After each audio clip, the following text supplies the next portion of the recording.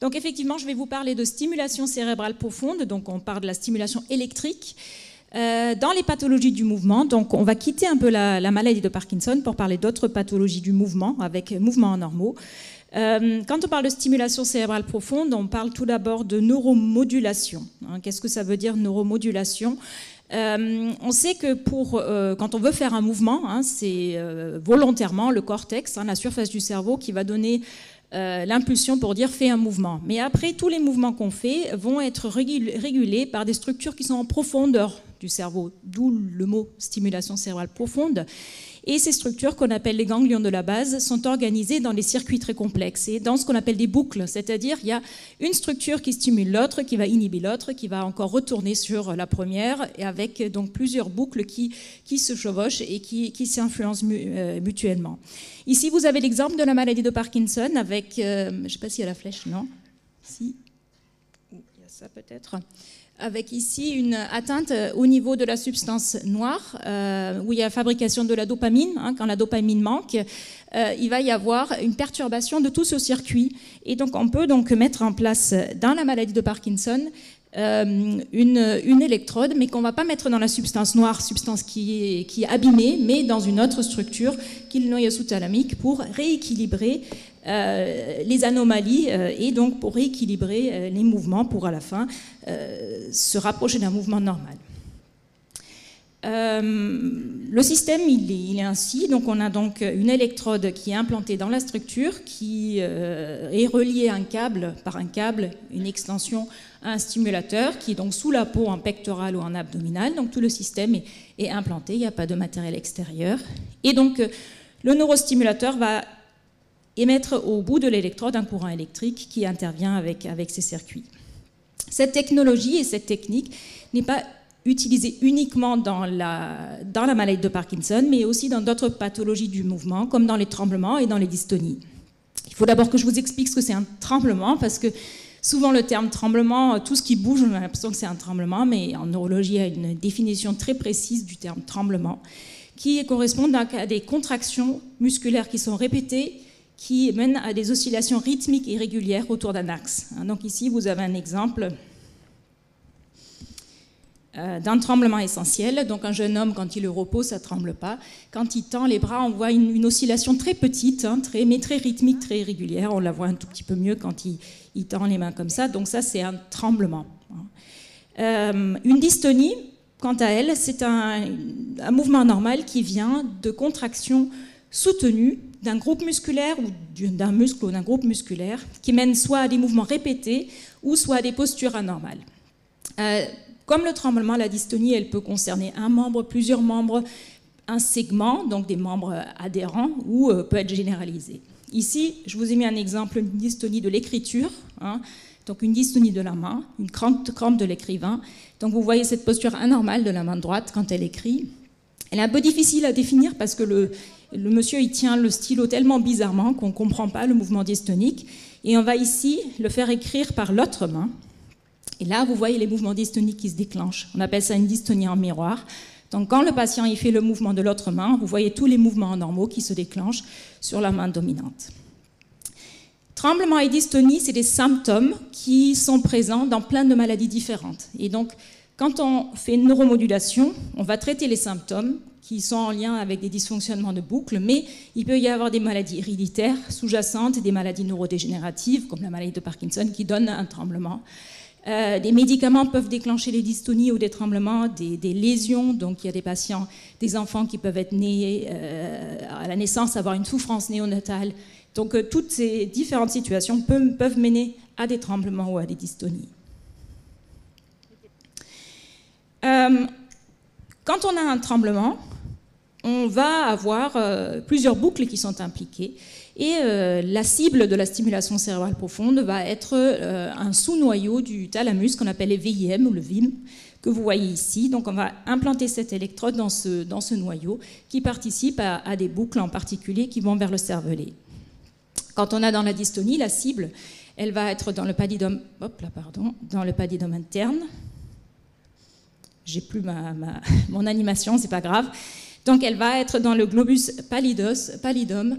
Donc ici. Donc c'est le même circuit qui était impliqué tout à l'heure dans la maladie de Parkinson, mais on va avoir une autre cible. Le problème, donc ici juste un exemple, ce que ça donne quand on a une stimulation cérébrale profonde pour tremblement. Donc ce monsieur, il a un tremblement dans le cadre d'une neuropathie. En haut, vous le voyez avant l'opération. En dessous, vous le voyez après l'intervention. Donc vous voyez que le tremblement, il n'est pas à zéro, mais il est quand même nettement amélioré après l'intervention. Donc on rend un grand service à ces patients. Est-ce que vous pouvez faire avec la main droite? C'est plus difficile avec la main. Vous le reposez. Le problème, c'est que parfois, on a des patients, vu que je vous ai dit, c'est des symptômes de différentes maladies, qui peuvent avoir les deux. Ils peuvent avoir à la fois un tremblement et à la fois une dystonie, soit dans le même membre, soit à distance. Par exemple, une dystonie dans la tête, un tremblement du bras. Et quand ces deux symptômes sont associés, ce qui est fréquemment le cas, on va appeler ça un tremblement dystonique. Et quand on a un tremblement dystonique, j'ai une vidéo ici d'une patiente qui, vous voyez donc le tremblement qui est souvent un tout petit peu plus lent, un peu plus irrégulier, avec ce qu'on appelle les spasmes dystoniques. Et vous voyez clairement qu'elle a une posture donc anormale du bras gauche, ce qu'on appelle une posture dystonique. La tête aussi, elle part en arrière. Donc ça, c'est une association de tremblement et dystonie. Et la question, quand on a un tremblement dystonique qui est invalidant, vous voyez chez cette patiente, vous imaginez bien que dans la vie quotidienne, elle est très handicapée. Donc la question c'est, si on veut l'opérer, est-ce qu'il faut mettre l'électrode dans la cible du tremblement, le VIM, ou dans le cible de la dystonie, le GPI? Donc, quelle est la bonne cible pour cette patiente-là? Est-ce qu'il faut traiter les tremblements? Est-ce qu'il faut traiter la dystonie? Est-ce qu'il faut peut-être traiter les deux? Donc mettre à la fois une électrode dans le VIM de chaque côté, donc 2, une électrode dans le GPI de chaque côté, donc mettre en place 4 électrodes. C'est ce qui a été fait chez 3 patients qui ont été pris en charge dans le service de neurochirurgie et de neurologie du pôle neurosciences. Chez ces patientes, on avait du mal à définir la meilleure cible et on a décidé donc de mettre en place d'emblée 4 électrodes dans le cadre du soin courant. Notre étude, elle a porté finalement sur une évaluation systématique des différentes stimulations, des différentes cibles à 1 an de l'opération. Ce qu'on a fait, donc ici vous avez leur IRM d'avant l'opération, où on a projeté dessus donc, les endroits où on stimule avec l'électrode active. Donc ici, dans le thalamus et ici, dans le GPI. Et la particularité de cette étude, c'est 1 an après l'intervention, on leur a arrêté le stimulateur, stimulé qu'une seule cible, stimulé l'autre cible et stimulé les 2 cibles. Et dans chacune de ces situations, on a fait des vidéos standardisées pour faire analyser les données par des neurologues indépendants. Et voici les résultats de cette étude. Donc à gauche, vous avez une échelle de tremblement, à droite, une échelle de dystonie. Et vous voyez, donc chaque échelle a des sous-échelles sur les activités de la vie quotidienne, sur le membre supérieur, le tronc et ainsi de suite. Et ce que vous pouvez voir, c'est que ça marche, ça les améliore. On ne peut pas dire si le VIM seul, ici c'est sans stimulation, ça c'est avec le VIM seul, le GPI seul, ici les deux ensemble. On ne peut pas dire clairement qu'il y a une cible qui est supérieure à l'autre, mais ce qui est clair, c'est quand on associe les 2 cibles, on fait mieux. Et c'est valable pour les 2 échelles, pour l'échelle de tremblement et pour l'échelle de dystonie. Ici, vous avez un exemple sur les activités de la vie quotidienne. Donc, le plus on est à l'extérieur de la toile d'araignée, le plus on est handicapé. Et vous voyez, avec les 2 cibles ensemble, le handicap fonctionnel est beaucoup moins important qu'avec une seule cible et surtout sans stimulation. Ici, vous voyez les résultats de façon individualisée sur les 3 patientes. Donc, chaque patient a une couleur. Et vous voyez qu'il y a quand même des différences entre les 3 patientes qui ne sont pas toutes améliorées de la même manière par chaque type de stimulation. Il y a une patiente qui a avec une réponse plus modérée, qui est la patiente bleue, une patiente avec un résultat spectaculaire, la patiente orange.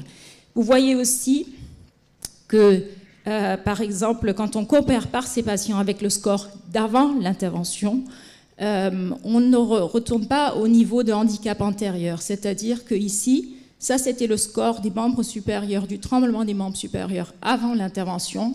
Et 1 an plus tard, même quand on arrête, on est franchement amélioré déjà. Alors, est-ce qu'on est les premiers à avoir mis des électrodes dans 2 cibles? Non, ça a déjà été fait avant. Ça a été fait avant, surtout par des équipes qui ont rajouté une électrode. C'est-à-dire, on a opéré des patients avec tremblement dystonique. On a mis d'abord le VIM et on s'est dit, ah, ça suffit pas, on rajoute le GPI. Mais pour évaluer les choses, ça induit bien sûr un biais de sélection, parce qu'on a sélectionné que des patients chez lesquels une seule cible ne suffisait pas.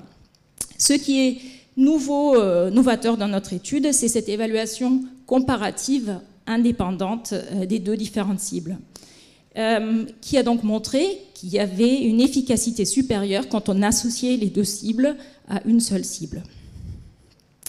Sur le plan physiopathologique, je vous ai montré tout à l'heure les 2 boucles et on les a représentées ici. Le problème, c'est chez ces patients, c'est des patients qui sont hétérogènes. Je vous ai dit, ce n'est pas une maladie, ce n'est pas le tremblement dystonique. Chez les 3 patientes qu'on a opérées, il y a une patiente qui a une forme ce qu'on appelle idiopathique, c'est-à-dire probablement héréditaire. Les 2 autres patients avaient eu une souffrance néonatale, donc c'est des patients très hétérogènes. Mais on pense qu'il y a donc implication de différents systèmes, et donc des 2 boucles de la boucle tremblement, ici en rouge, avec donc la connexion vers le cervelet, et la boucle bleue.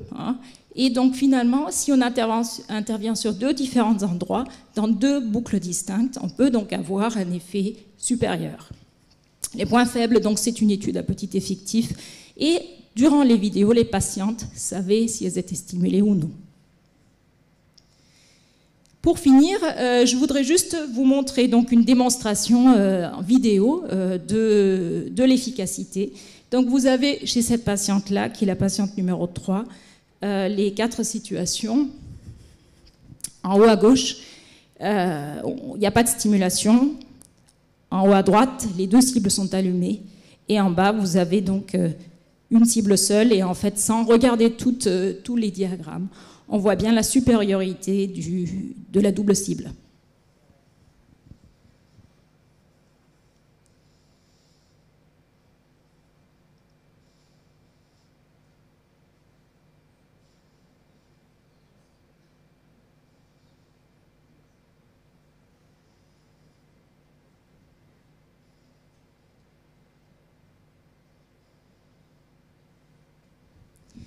Et donc, sur cette vidéo que je trouve assez spectaculaire, je vous remercie pour votre attention.